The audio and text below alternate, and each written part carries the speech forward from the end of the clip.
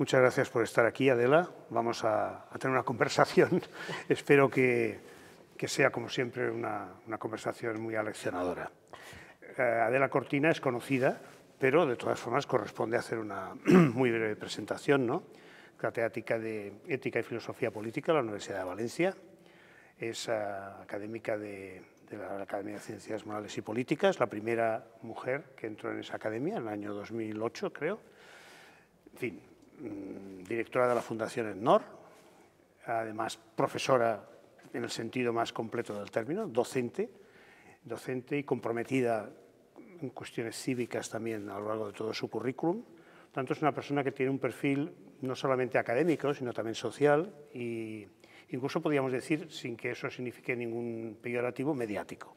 Es decir, en el sentido de que contribuye a generar opinión y debate los temas controvertidos. No se esconde, sino que plantea sus problemas y también plantea sus posiciones, ¿no?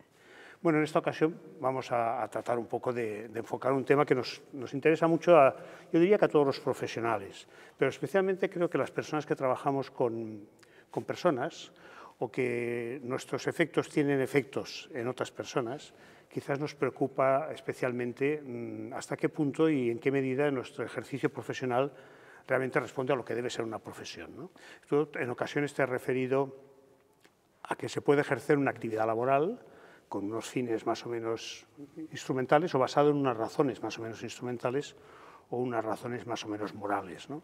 Esta diferenciación que tú has escrito en diferentes momentos y que yo creo que nos ha ayudado a todos a comprender esos límites entre lo legítimo y lo ético, ¿nos lo puedes un poco desarrollar? ¿Cómo? Bueno, yo lo primero quiero agradecer enormemente la invitación para estar aquí hablando de un tema que nos preocupa a todos muchísimo y además pues creo que es interesante recordar cómo en el paso del siglo XIX, XVIII al XIX, Émile Durkheim, cuando estaba muy preocupado porque en Francia había una anomia, es decir, la gente no se identificaba para nada con las leyes y no creía para nada en las leyes, pues lo que se le ocurrió para intentar salvar la anomia es precisamente reforzar una ética cívica y una ética profesional. Y entonces escribió unos tratados sobre ética profesional pensando que si los profesionales efectivamente fueran éticos, cambiarían mucho las cosas en un país. Y yo estoy totalmente de acuerdo contigo en que el tema de los profesionales es crucial y que tendríamos que tomarlo muy en cuenta. Con respecto a esa distinción entre tomar la profesión como algo instrumental o como algo con una razón ética profunda, creo que es muy importante, por supuesto, porque la instrumentalización de una profesión puede ser algo letal para ella, puede acabar con la profesión.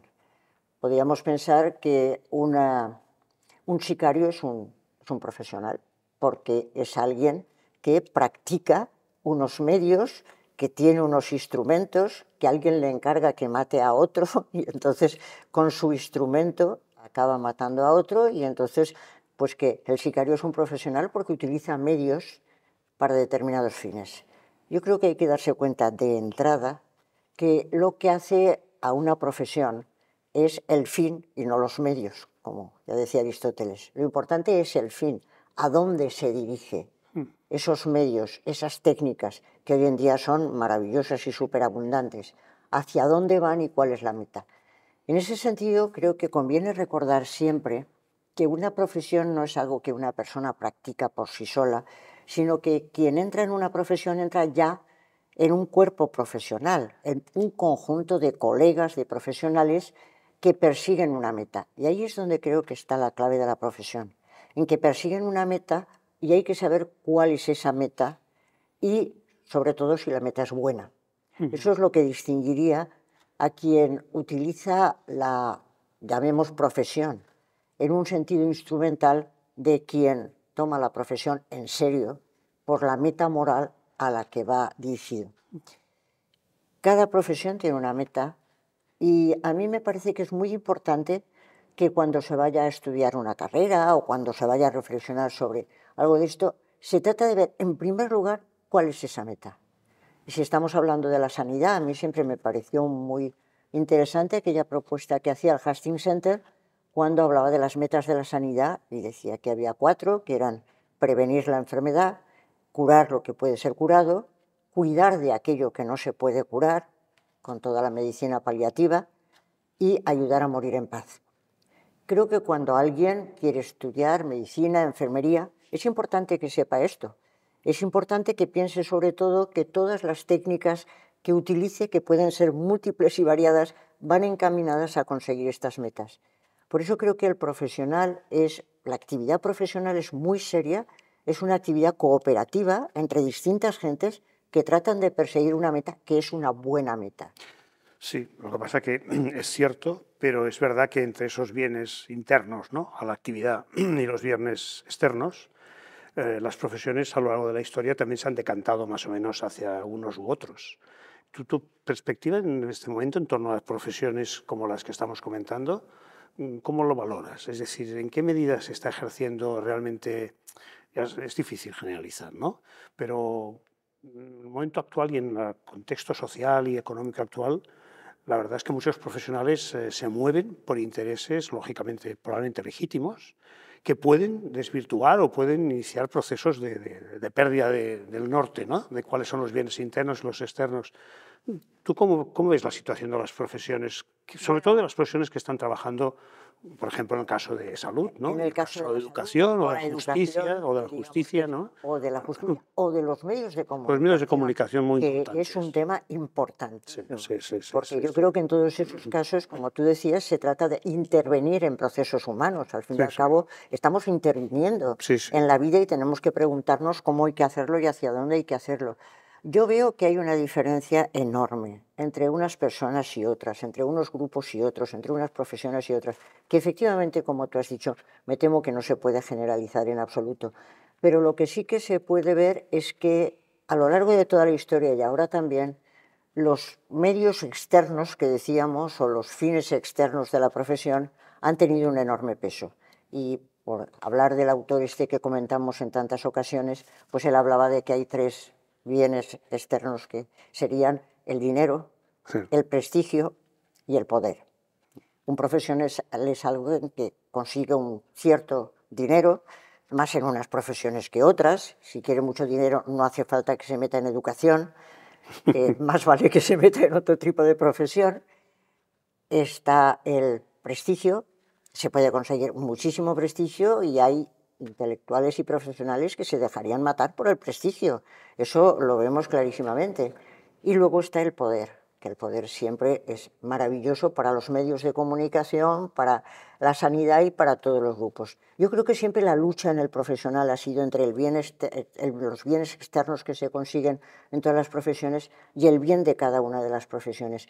Y eso no se puede generalizar y me temo que ahora pues entraremos en temas que son muy, muy tristes de lo que está pasando en sanidad o en otros ámbitos, pero creo que ha sido a lo largo de la historia así y que hay que seguir trabajando porque el profesional vaya hacia su meta, pero que tenga un cierto dinero para poder vivir bien, porque si no la gente se tiene que ir fuera a trabajar y ese es uno de nuestros grandes dramas en este momento. Y que tenga un cierto reconocimiento y que tenga un cierto poder. Todo eso hay que ir intentando conseguirlo. Sí, es que esta frontera entre lo ético y lo no ético en profesiones como las que estamos comentando tiene también otras caras. Es decir, que también el profesional se enfrenta con frecuencia a conflictos o dilemas entre su ética más personal, lo que la institución donde trabaja a lo mejor le plantea como criterio, como norma, como criterio para seguir, o lo que la sociedad también le pide.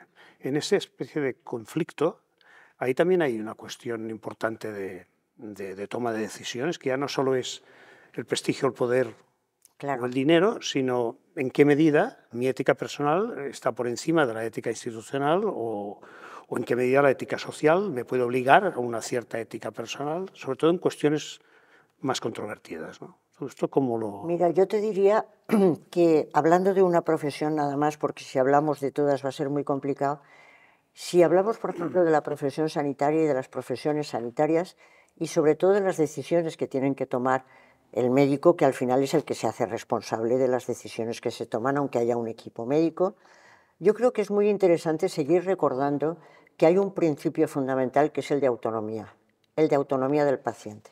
Es el paciente el que manda. Es decir, a mí no me interesa tanto la confrontación entre los valores éticos del médico, los de la sociedad y como con el paciente. ¿Quién tiene que decidir? ¿Quién tiene que tomar decisiones acerca de su cuerpo, de la intervención en su cuerpo y acerca de su vida? Pues al fin y al cabo el paciente. Por eso a mí me parece que es excelente que se haya trabajado también el principio de autonomía y que se haya llegado a decir es que autonomía y beneficencia no se diferencian tanto, porque para ver qué es bueno para el paciente hay que ver qué es lo que el paciente entiende que es bueno para él. Y en ese sentido quedan relegados, o en un segundo término, cuáles son los valores del médico, cuáles son los valores de la institución y no digamos ya la opinión pública, que ahí puede pasar cualquier cosa. Sí, sí. ¿No? Con todo este panorama, hay profesiones, la profesión de las profesionales de la salud es una de ellas muy importante, que, como tú has dicho antes, las profesiones también tienen unas características, entonces, que son comunidad, y que hay una comunidad compartida de criterios. Los colegios profesionales, que tienen un peso fuerte, y que en algunas profesiones como esta lo tienen sus puntos fuertes y sus puntos débiles, en torno a cuestiones algunas como las que... ¿Qué opinión te merecen a ti? Bueno, los colegios profesionales han tenido muy mala prensa por aquello de que nacieron con el antiguo régimen y todo el mundo los veía como ligados al antiguo régimen. Sin embargo, yo creo que tienen unas vertientes muy positivas que conviene explotar y que es importante explotar. El colegio profesional se puede convertir en una corporación que trata de defender corporativamente a sus asociados y en ese sentido pues se hace un tanto odiosa, como es natural. Pero tiene otras posibilidades que hoy en día se están trabajando cada vez más y hay que trabajar enormemente. Y esas posibilidades son no solamente ofertar servicios como pues tener canchas de tenis, etcétera, que me parece muy bien, o facilitar viajes a los asociados, sino que pueden trabajar precisamente la ética de la profesión.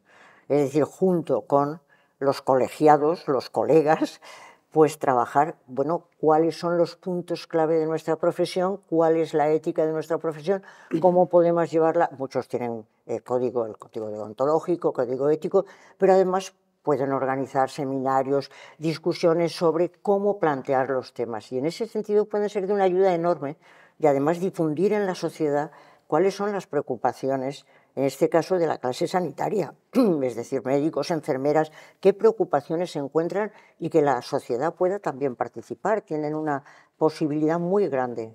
Sí, sí, porque además, claro, en el fondo es quizás el espacio, un poco entre lo que pueden ser las sociedades científicas y los poderes del Estado, es el espacio que de alguna forma puede permitir ser un auténtico apoyo, ¿no?, a los profesionales para poder moverse en ese terreno y en esa tensión, ¿no? Porque esa tensión, en el caso de los temas relacionados con la salud, cada vez está más presente. Es decir, hay unos sistemas que legislan, podríamos decir, unos poderes que ejercen una autoridad y unos saberes científicos y técnicos que avanzan, ¿no?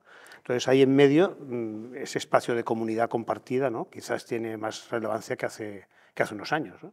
Fundamental, y además fundamental porque hoy en día la fuerza de la sociedad civil se tiene que hacer sentir.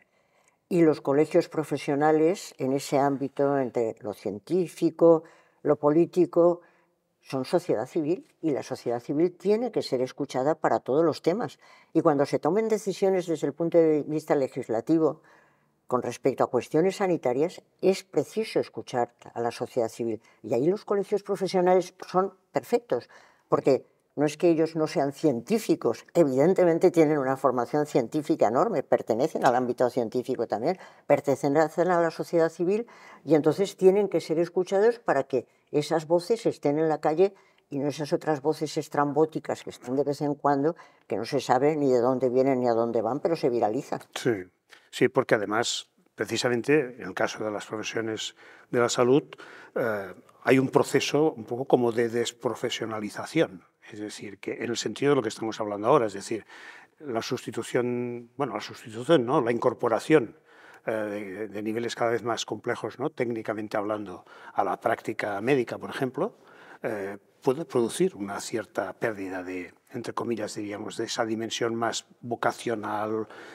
humana, en la que el médico toma decisiones, porque muchas vienen a lo mejor tomadas. Ahí en ese terreno de la desprofesionalización, me imagino que también tiene un peso fuerte el ejercicio de los colegios profesionales. ¿Qué opinas? Este es un tema... Pues este es un tema crucial. Este es un tema crucial porque me comentaban algunos médicos, y creo que con mucho acierto, que esto de que se exija una nota de corte muy alta para ingresar en una facultad de medicina, por ejemplo, es un error.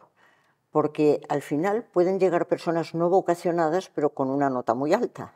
Y no necesariamente la persona que tiene una buenísima nota es un mejor profesional en sanidad y en medicina.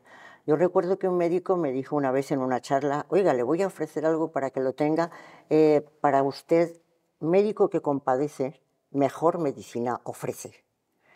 Me pareció extraordinario porque yo estaba hablando de la razón cordial y la razón compasiva, y que efectivamente para ser un buen profesional, y más en este tipo de actividades profesionales, se necesita tener razón, pero sobre todo también corazón, y optar por la excelencia, y buscar la excelencia, y no solo huir de la negligencia, sino que hay que intentar ser un profesional excelente y, por supuesto, preocuparse de la persona y el paciente, que todo el mundo habla de la medicina basada en la persona, la economía basada en la persona, pero en la persona no piensa nadie.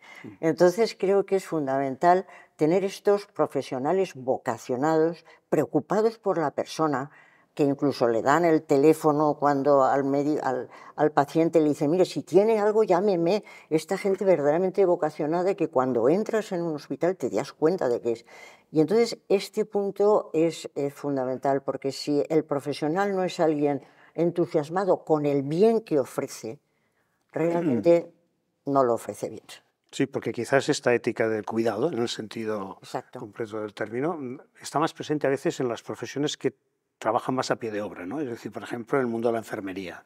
En cambio, en el mundo de la medicina a lo mejor se ha distanciado, ¿no? No sé si a lo mejor simplifico, pero creo que es importante esta reflexión que haces, porque el médico que compadece está muy bien. Está muy bien, a mí me gustó muchísimo, Sí, porque sí. tenía toda la razón, mejor medicina ofrece. Sí, sí. Vamos, mi padre era médico y entonces yo vengo de una familia de médicos que esto lo han vivido muy de cerca. Sí, Mi sí. padre era psiquiatra y nunca en la vida se le ocurrió decir que trabajaba en un manicomio. Siempre decía el sanatorio psiquiátrico, Claro. y además muy claramente para que supiera Bien. que estaba allí. Sí. Y entonces él, claro que se preocupaba por sus enfermos y le preocupaba ese tipo de tema. Entonces, cuando lo notas en ese profesional vocacionado, te das cuenta de la diferencia que hay con muchos chicos que conozco yo hoy en día, que son buenísimos médicos y que nunca te hablan de sus pacientes. Y eso a mí me sorprende también.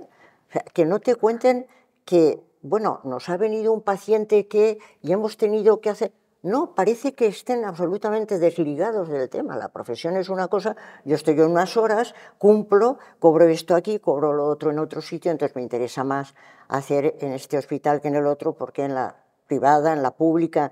Y entonces todos esos comercios uno piensa que, bueno, tiene derecho, pero eso no es un buen profesional.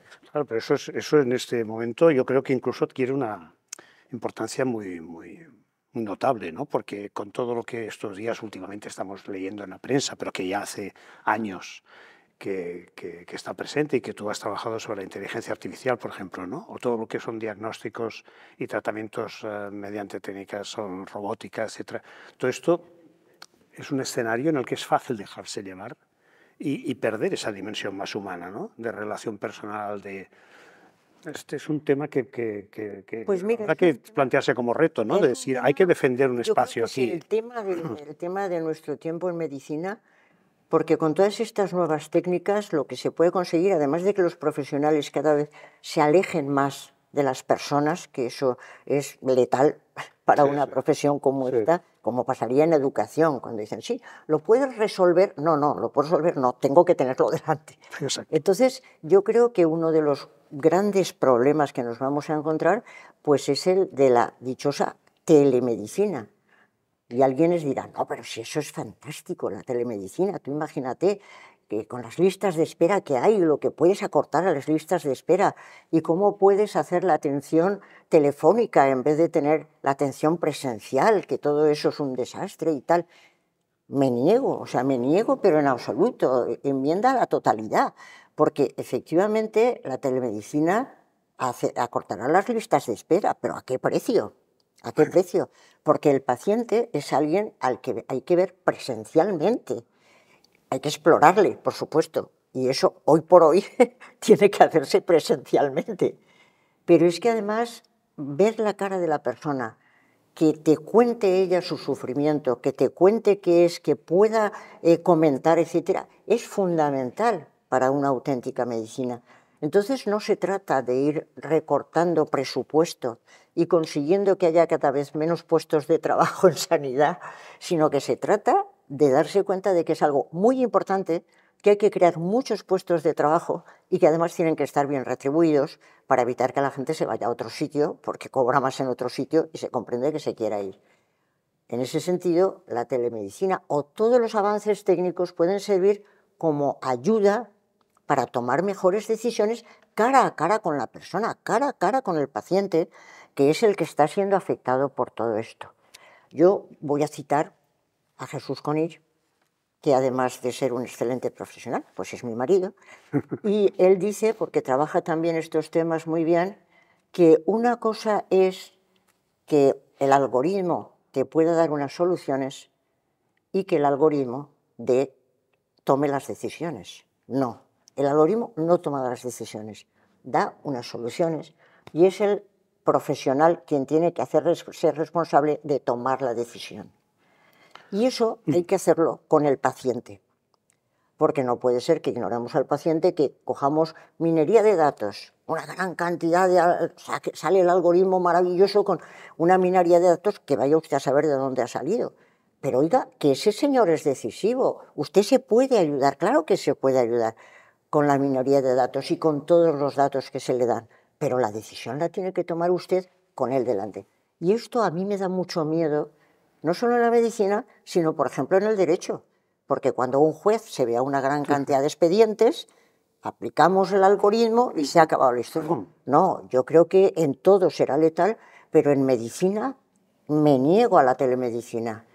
¿Puede ayudar? Claro que sí. Todas las técnicas ayudan y las que tenemos ahora son maravillosas, pero una cosa es ayudar y otra cosa es decidir. Sí, no, y esto es cierto en el caso también, como has dicho, de justicia y el caso de educación también. Es un tema que hace en la universidad, ¿cómo estamos enfocando todas estas cosas que estamos hablando aquí? Es decir, tú desde tu mirada como profesora universitaria y conociendo también el perfil de los estudiantes actuales, ¿no? O sea, yo veo que en las universidades estamos un tanto despistados y me parece doloroso porque la función de la universidad es central en una sociedad moderna. En una sociedad moderna el papel de las universidades es fundamentalísimo y creo que están despistándose demasiado. Creo que las universidades deberían de enseñar, ya que hablamos de profesiones, en cada una de las profesiones cuál es el bien interno de esa profesión. Yo lo vengo batallando hace no sé cuánto tiempo. En cada uno de los grados tendría que haber una asignatura que se le llama un espacio para la reflexión, en que las personas que van a ser graduadas en pedagogía, en medicina, en enfermería, piensen durante un tiempo en cuál es la meta de su profesión y cuáles son los problemas éticos que se pueden encontrar en el ejercicio de esa profesión. Evidentemente, quien diera esa asignatura tendría que ser buenísimo, porque tiene que hacerlo de una manera ágil en la que se incorporen a la discusión, aprendan conjuntamente, pero ¿qué sentido tiene que un graduado en una determinada disciplina no sepa ni siquiera cuál va a ser la meta de su profesión?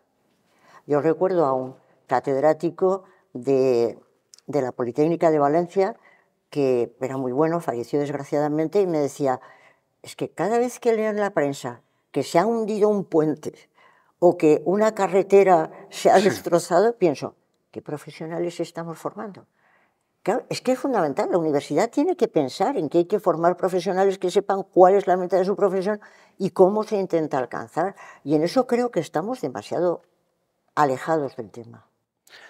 Bueno, no sé, quizás si nos puedes decir que has hablado de muchas cosas, pero ¿Cuáles son los retos que en ese instante tenemos en general, en los profesionales en la sociedad actual, al margen ya incluso de lo que puede ser cada uno de los diferentes ámbitos profesionales? Es decir, como personas, en el momento actual tenemos cada uno desde su campo. El mundo de la comunicación, comentabas antes, ejerce un poder que a veces anula el esfuerzo de otros profesionales pues, para avanzar en una sociedad más libre o donde la persona tenga un pensamiento más crítico.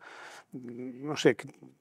Bueno, yo creo que a todos se nos ocurre rápidamente que en las distintas profesiones, yo he intentado decir que en medicina, telemedicina ni hablar, teléfono no, siempre todo presencial, el paciente delante, todo me parece fundamental, pero luego en el mundo de la comunicación creo que es el ámbito ético tal vez más decisivo en una sociedad, porque la gente sabemos de nuestra vida el entorno que tenemos, pero más allá nos lo cuenta los medios de comunicación y lo sabemos según lo cuentan los medios de comunicación. Y aunque es verdad que se está diciendo mucho, pero sigue siendo cierto, los medios de comunicación polarizan. Y nos cuentan cada uno de ellos, porque información es poder, información es mercancía. Y entonces, pues es muy tentador el poder y es muy tentador el dinero.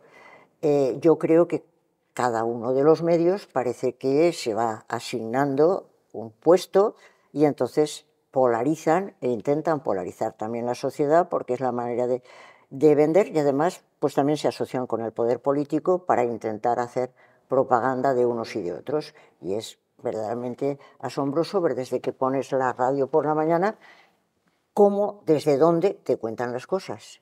Nada de separación de información y opinión, nada sino que te lo dan ya todo cocido. Y eso, para una sociedad, estar polarizada es también suicida, porque una sociedad tiene que construir juntos. La amistad cívica de que hablaba Aristóteles es fundamental. Es necesario que haya una amistad en lo básico. Tenemos que conseguir unas cuestiones básicas, que todos tengan los derechos civiles, políticos, económicos, sociales y culturales. Todo eso tenemos que trabajarlo juntos y en cada una de las profesiones ver cuál es la meta de la profesión. Pero si hay enemistad cívica, estamos destrozados y no se consigue nada. Y me parece que en eso los medios de comunicación están teniendo mucha responsabilidad. Bueno, ahí, en los medios también los profesionales tienen que, o tenemos que incidir para que realmente esa polarización se matice o como mínimo. Ese es un campo que antes nadie se ocupaba, o bueno, nadie se ocupaba menos. Y hoy día quizás una incidencia en los medios tiene un efecto multiplicador muy superior al esfuerzo de muchos profesionales en torno a un tema. En cambio, utilizando esos medios precisamente para generar una opinión más fundamentada, más contrastada desde el punto de vista científico, desde el punto de vista profesional, eso quizás también puede ser un elemento, un factor positivo, ¿no? para poder un poco avanzar hacia ese modelo de sociedad y de amistad cívica que comentas. Sí, es que es una necesidad. Y en ese sentido creo que los profesionales de los distintos ámbitos tenemos mucho por hacer, como decía Durkheim ya hace bastante tiempo. Muy bien, pues gracias Adela por... Gracias a ti, por supuesto, porque y a la... da gusto. Diálogo de este tipo, ojalá se pudieran tener todos los días. Muy bien, muchas gracias. Sí.